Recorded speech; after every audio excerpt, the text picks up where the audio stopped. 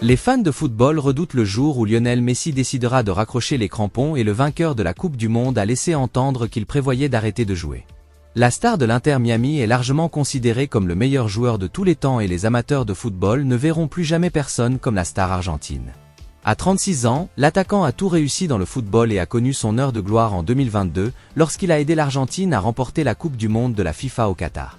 Depuis, Lionel Messi profite de la vie et a rejoint l'Inter Miami l'année dernière, car il voulait faire quelque chose pour sa famille et profiter de ses dernières années en tant que footballeur.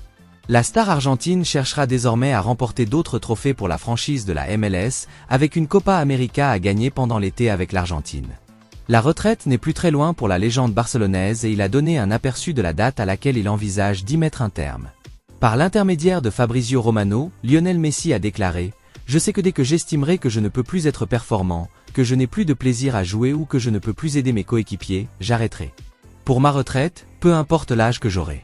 Si je me sens bien, je continuerai à jouer. » Lionel Messi a signé un contrat avec l'Inter Miami jusqu'en 2025 et ses projets pour la suite ne sont pas encore clairs.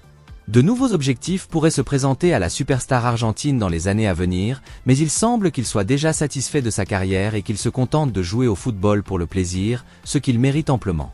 Il a été rapporté que Manchester United aurait augmenté son offre pour le milieu de terrain du FC Barcelone, Frenkie de Jong, en vue de la fenêtre de transfert estivale.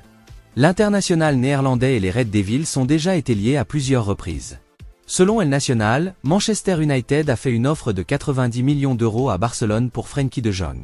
Le rapport affirme que Frenkie de Jong, qui était auparavant considéré comme essentiel, fait désormais partie des joueurs susceptibles de partir, ce qui constituerait une évolution importante pour les géants catalans. Cette action s'inscrirait dans le cadre d'un plan plus large de Barcelone, dirigé par Deco, visant à réduire les tensions financières en se débarrassant de ses meilleurs éléments avant de procéder à de nouveaux recrutements.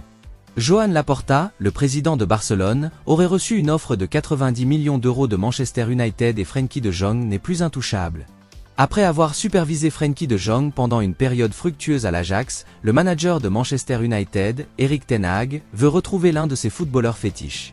Le milieu de terrain néerlandais, également lié au Bayern Munich, est cité à plusieurs reprises comme celui qui a été choisi pour quitter le Barça et assainir les comptes, ce qui signifie que le club espagnol se débarrasserait de l'un des plus gros salaires de tout le vestiaire. L'achat éventuel de Frenkie de Jong s'inscrira dans la philosophie de Manchester United et renforcera l'équipe. Un certain nombre de milieux de terrain devraient quitter Old Trafford cet été et le milieu de terrain néerlandais serait idéal pour les Red Devils.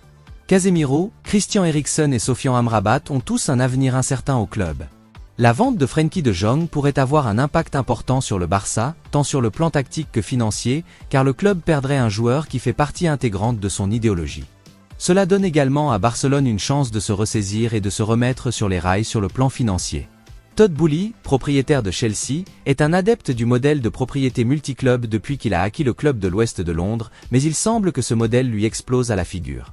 Blueco a acheté l'été dernier une participation majoritaire dans le club de Ligue 1 de Strasbourg pour lancer son projet de multiclub, mais les fans du club français n'ont jamais accepté les propriétaires de Chelsea. L'idée a suscité du ressentiment dès le départ et la situation n'a fait qu'empirer avec les mauvais résultats, les critiques sur la stratégie de transfert axée sur les jeunes et la colère des fans face au manque de communication de la part des propriétaires. Une marche de protestation aura lieu avant le match de Strasbourg contre Rennes dimanche et le plus grand groupe de supporters du club de Ligue 1, Ultra Boys 90, a déclaré que les Blueco ne sont pas les bienvenus et ne le seront jamais. Le groupe a également publié une déclaration ce mois-ci au sujet de ses nouveaux propriétaires, dans laquelle il a déclaré via The Standard: « Le Racing n'est plus qu'un actif financier, détenu par un fonds d'investissement qui possède déjà un autre club. Le multiclub est en train de tuer le football, et nous le combattrons. » Strasbourg se trouve actuellement à 4 points de la zone de relégation en Ligue 1 et doit se battre pour éviter de descendre en Ligue 2 jusqu'à la fin de la saison. L'actionnariat multiclub devrait être interdit dans le football, car il ne fait que renforcer les grands clubs tout en détruisant la progression du club racheté. Par exemple, Strasbourg ne peut pas grandir et se battre pour des titres en France alors que son but est maintenant de servir Chelsea. Il en va de même pour Red Bull et le City Group. Ce concept est très injuste pour les supporters du club racheté et c'est l'une des nombreuses choses qui ne vont pas dans le football moderne. Manchester City devance le Barça et le Real Madrid dans la course au recrutement de Joshua Kimmich du Bayern Munich, champion de Bundesliga. Joshua Kimmich serait la cible du Real Madrid, du Barça et de Manchester City pour le mercato d'été, selon un rapport de la publication espagnole Fichage. Les vainqueurs de la Premier League sont désormais les premiers à vouloir recruter le joueur de 29 ans du Bayern Munich, qui évolue en Bundesliga et devance les deux poids lourds de la Liga. Depuis qu'il évolue au Bayern Munich, Joshua Kimmich s'est imposé comme l'un des meilleurs latéraux droits et milieux de terrain du monde. L'international allemand a progressé de manière significative au cours des 9 dernières années après avoir rejoint l'Allianz Arena en juillet 2015 en provenance du VfB Stuttgart. Avec les Rotans, Joshua Kimmich a remporté tous les trophées, y compris le triplé. Cependant, son avenir au sein de l'équipe de Bundesliga est incertain après une saison 2023-2024 décevante. Alors que Toni Kroos et Luka Modric prennent de l'âge, Joshua Kimmich serait la principale cible estivale du Real Madrid, tandis que les Catalans souhaitent le voir les rejoindre avant leurs rivaux, qui cherchent un remplaçant à Sergio Busquets. La star allemande est depuis un certain temps sur le point de quitter l'Allianz Arena, Newcastle United, Liverpool et Arsenal étant également cités comme sa prochaine destination possible. Pep Guardiola a fait pression sur Manchester City pour qu'il signe cet été. En termes de profondeur de l'équipe première, les Citizens n'ont pas de remplaçant pour Rodri. L'international allemand pourrait toutefois former un duo prometteur au milieu de terrain avec Kevin De Bruyne et Rodri. Le joueur de 29 ans serait évalué à 60 millions d'euros par les Bavarois. Payer cette somme ne serait pas un problème pour Manchester City, qui dispose de beaucoup d'argent. L'opportunité de retrouver son ancien entraîneur Pep Guardiola plairait à Joshua Kimmich. Le règne de Jürgen Klopp à Liverpool s'achèvera à la fin de cette saison et il semblerait que Pep Guardiola de Manchester City suivra bientôt.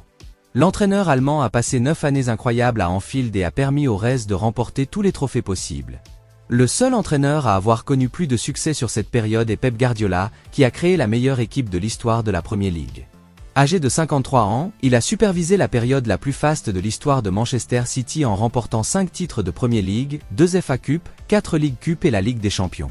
Pep Guardiola est également le seul entraîneur de l'histoire de la Premier League à avoir fait atteindre 100 points à son équipe et le deuxième à avoir remporté le triplé.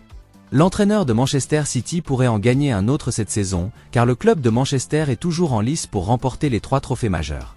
Malgré tous ces succès, les choses ne peuvent pas durer éternellement, et Football Insider rapporte que Pep Guardiola quittera Manchester City à la fin de son contrat actuel, qui expire en 2025. L'ancien entraîneur du Barça pourrait faire une pause dans le sport, ce qui est le plan de Jürgen Klopp, car les dernières années ont été très intenses pour les deux managers, qui ont essayé de se surpasser l'un l'autre. On ne sait pas encore quelle sera la prochaine destination de Pep Guardiola, mais l'entraîneur de Manchester City a laissé des indices en cours de route.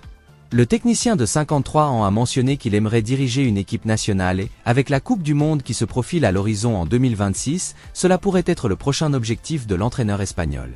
La superstar de Manchester City, Erling Haaland, a choisi le Real Madrid comme son prochain club et profitera du quart de finale de la Ligue des Champions pour faire ses preuves auprès des géants espagnols. C'est ce que rapporte le média espagnol AS, qui affirme que l'attaquant voit Manchester City comme un tremplin vers le Real Madrid. La star norvégienne a un contrat à l'Etihad jusqu'en 2027 et le club de Premier League ne voudra pas le perdre de sitôt car le joueur de 23 ans a été un grand succès à Manchester. En 87 matchs sous les couleurs de Manchester City, Erling Haaland a marqué 81 buts et délivré 15 passes décisives. Le Norvégien est considéré par beaucoup comme le meilleur attaquant du monde et il sera certainement sur la liste du Real Madrid. Cependant, la star de Manchester City n'ira nulle part cet été. Le rapport semble un peu inventé car Erling Haaland a déjà affronté le Real Madrid en Ligue des Champions la saison dernière et avant un quart de finale contre les géants de la Liga le mois prochain, l'international norvégien n'a probablement pas l'intention de prouver qu'il a raison. Il semble également très dur de qualifier Manchester City de tremplin, étant donné que le club mancunien est triple vainqueur et considéré comme la meilleure équipe de la planète par de nombreux observateurs. Le Real Madrid envisage de recruter Erling Haaland en 2025 pour compléter la super équipe qu'il est en train de mettre en place. Cet été, l'accent sera mis sur l'arrivée de Kylian Mbappé et d'autres joueurs à Bernabéu, puis l'attention se tournera rapidement vers la superstar de Manchester City l'été prochain, mais le club espagnol aura fort à faire pour convaincre le club de Premier League de se séparer de sa star.